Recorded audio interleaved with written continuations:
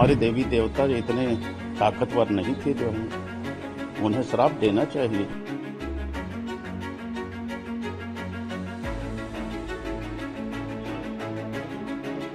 पहला मुस्लिम शासक जो था वो मोहम्मद गोरी था जो, तो यहाँ के देवी देवता या भगवान क्या करते रहे जो है, श्राप दे देना चाहिए, मुसलमान भस्म हो जाते, मर जाते जो है।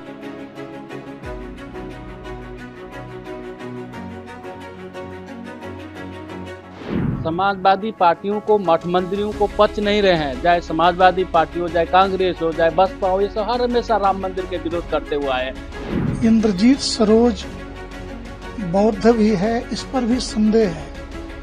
मायावती जी ने ऐसे ही नहीं लतिया के बाहर किया था। इस प्रकार की गंदी और घटिया राजनीति उनके दल को और उनके पदाधिकारियों को ही मुबारक हो। ये समाजवादी पार्टी आज से विरोध नहीं कर रहा है, आने से ही विरोध कर रहा है। ये मठ मंदिरों को देखने कभी नहीं चाहते थे। इन्होंने जो राम मंदिर में भी देखिए किस तरह से बम पटाखा दागने का काम किया था, हर जगह हमला करने का काम किया था। इस धारा 370 भी नहीं चाहते थे, ये तमाम तरह के नहीं चाहते, राम मंदिर भी नहीं चाहते थे। ये भगवान ही चाहते तो राम मंदिर का भी भव्य मंदिर बना। भगवान से ही प्रार्थना करने से देखिए धारा 370, धारा 300 सारे जितने भी ही है विवादित है, ये भगवान की कृपा से ही मठ मंदिर बन गया। सारे इन्हीं के कल्याण से देखिए देश के प्रधानमंत्री कैसे बने, भगवान की कृपा, राम भक्तों के कृपा से देश के प्रधानमंत्री आज किस जगह पर है, पूरे देश को चमत्कार दिए हुए हैं। प्रदेश के मुख्यमंत्री योगी आदित्यनाथ देखिए किस तरह से अयोध्या को दिव्य किया है। काशी विश्वनाथ मंदिर हो, चाहे अयोध्या हो, मथुरा हो, ये सब भगवान की कृपा से ही है।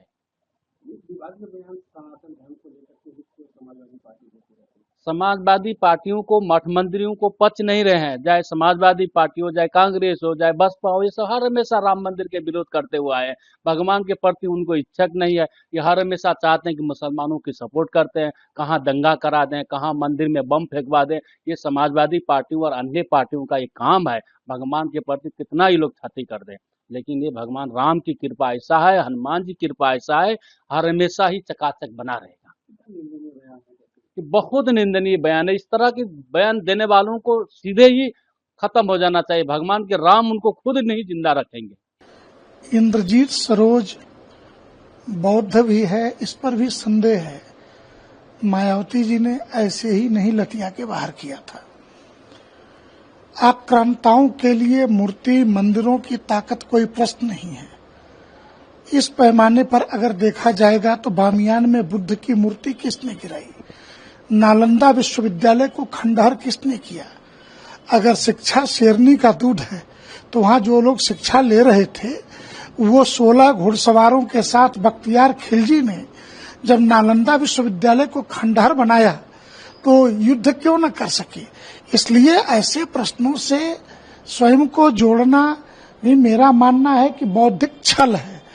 और अभी समाजवादी पार्टी में जो लोग हैं वो सनातन, मठ मंदिर, हिंदू, धर्माचार्य सबको गाली देने के एक सूत्रीय काम में भारत, भारतीयता, भारत के महापुरुषों को गाली देने के काम में अखिलेश जी ने लगा रखा है।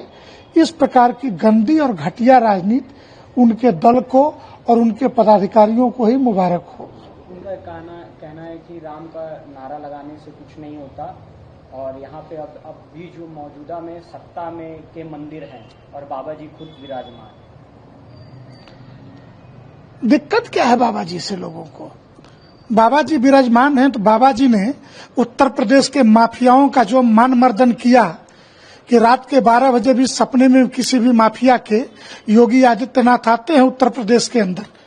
इसलिए बाबा जी से दिक्कत क्या है? इसलिए कि गुंडों की पार्टियां जो होंगी, ऐसे दल जो होंगे, इन सारे अपराधियों को योगी आदित्यनाथ से दिक्कत होगी।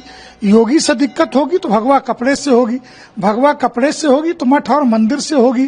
तो ये तो दर्द है बेचारों का, इन अपराधियों का, माफियाओं का। राम का नारा लगाने से कुछ नहीं होता है और सत्ता के ही सभी मंदिर। फालतू की बातें हैं। राम राम जपेऊ महेशु, राम का नारा लगाने से मुक्ति मिल जाती है। तुम तो अधर्म में अटके हुए हो, न राम के हो न बुद्ध के हो। और बुद्ध का अवतार भी भगवान राम के ही वंश में हुआ था।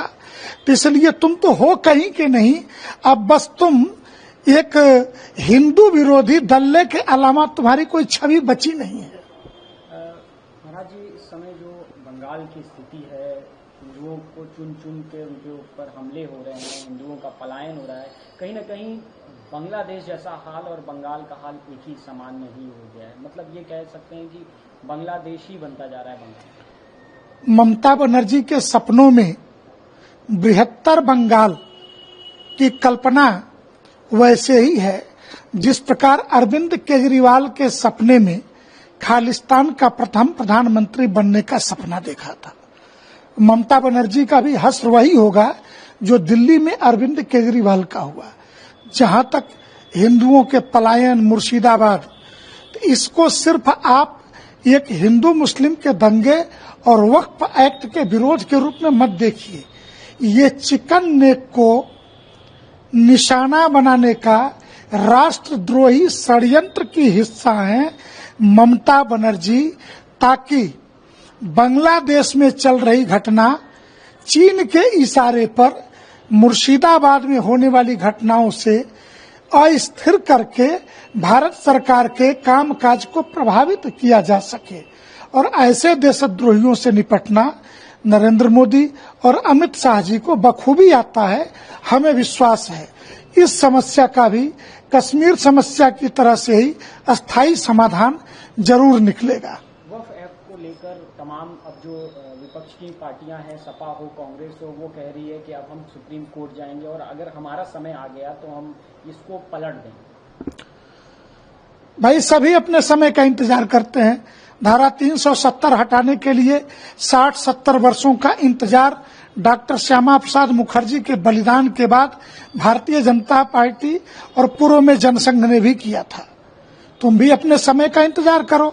और मेरा मानना है कि यह सदी हिंदुत्व की सदी है।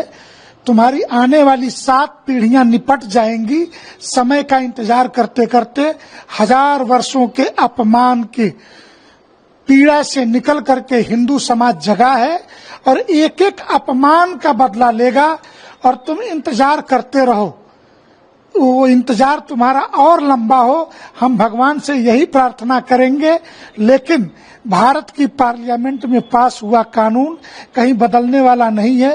तुम अपने वोटरों को ये छलावा देते रहो, ये तुम्हारे ही हित, क्या मैं कहूं कि तुम्हारे विनाश का कारक बनेगा। महाराज जी, आखिरी सवाल, गाजी मियां का जो बारात निकलता है उसको लेकर एक जंग छिड़ी हुई है, क्योंकि भाजपा के तमाम कैबिनेट स्तर के नेता अब कह दिए कि ये बारात नहीं निकलनी चाहिए और नहीं निकलने देंगे। हम दुर्भाग्यशाली ऐसे समाज और ऐसे राष्ट्र के हिस्सा है कि जहां पर आक्रांता हाजी गाजी पाजियों की, कि जिन्होंने हम पर हमले किए, हमारी हत्या की, और वो अपने जश्न की बारात हमारे यहाँ निकालते हैं।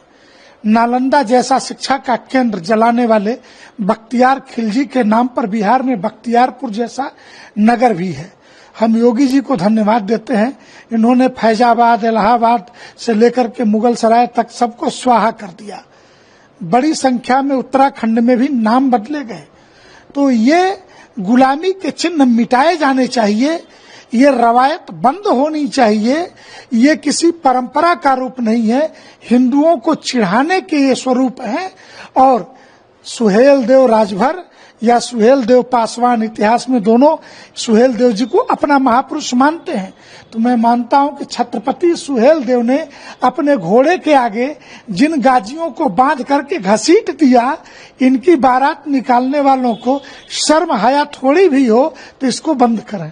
बनारस में आप लोग का क्या स्टैंड रहने वाला है गाजी मियां के बारात को लेकर, पहला, और दूसरा यहाँ पे जो नाम बदलने की कवायद शुरू होने वाली थी उसको लेकर? जैसे नगर निगम ने प्रस्ताव दिए हैं, वो सरकारी कामकाज का हिस्सा है। नगर निगम को ढेर सारा आशीर्वाद और बधाई है कि बनारस में भी ऐसे गुलामी के जो चिन्ह, नाम निशान हैं, वो मिटाए जाएंगे। काशी दुनिया का सबसे पुराना और एग्जिस्टिंग शहर है।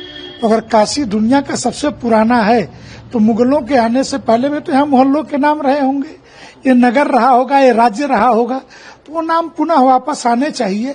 इसके लिए जो लोग भी काम कर रहे हैं वो सभी बधाई के पात्र हैं। गाजी मियां का जहां तक, तो मैंने मूल में कहा कि ऐसे आक्रांताओं की, और हम तो बदला लेने वाले वो लोग हैं कि अंग्रेजों ने अगर हिंदुस्तान पे कुछ समय तक शासन और अत्याचार किया तो इसका बदला हम आज तक लेते हैं। और अंग्रेजी बैंड में इनके जो जनरल कर्नल का वेश है वही पहना करके बैंड वालों को हम अपने दरवाजे के बाहर खड़ा करके रात भर बैंड बजवाते हैं अंग्रेजी बैंड के नाम पर। तो बदला तो हम आज भी प्रतिशोध ले रहे हैं अंग्रेजों से, तो मुगल कहाँ टिकेंगे।